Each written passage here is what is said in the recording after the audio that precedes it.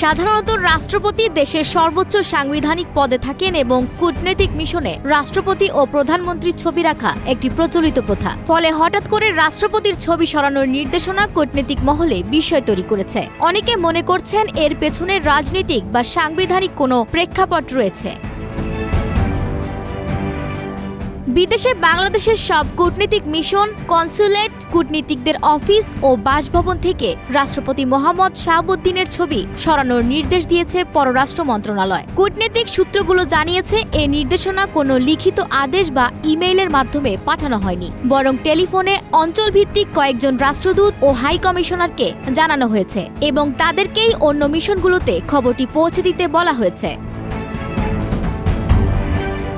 পররাষ্ট্র মন্ত্রণালয়ের অভ্যন্তরীণ একটি সূত্র জানায়, রাষ্ট্রদূত বা হাই কমিশনারদের স্পষ্টভাবে বলা হয়েছে রাষ্ট্রপতির ছবি সরাতে হবে। তবে লিখিত নির্দেশনা না থাকায় কূটনীতিকদের মধ্যে কিছুটা অস্বস্তি তৈরি হয়েছে।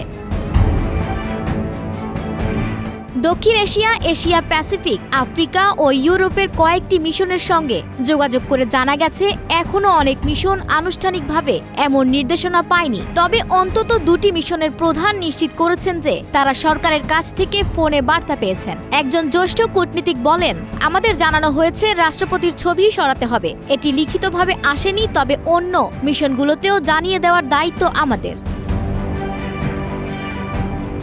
এদিকে দক্ষিণ এশিয়া ও ইউরোপের কয়েকটি মিশন বলছে তারা এখনো আনুষ্ঠানিক নির্দেশনা পায়নি। তবে যেসব মিশন বার্তা পেয়েছে তারা অন্যদের অবহিত করছে এবং ছবি সরানোর প্রক্রিয়াও তদারকি করছে। কূটনীতিক মহল বলছে, লিখিত আদেশ ছাড়া মৌখিক নির্দেশনার মাধ্যমে এমন পদক্ষেপ নেওয়া অত্যন্ত অস্বাভাবিক। যদিও পররাষ্ট্র মন্ত্রণালয় এখনো আনুষ্ঠানিকভাবে এই বিষয়ে কোনো মন্তব্য করেনি, তবে যেভাবে নির্দেশনা বাস্তবায়ন করা হচ্ছে তা সরকারের উচ্চ পর্যায়ের সিদ্ধান্ত বলেই মনে করা হচ্ছে।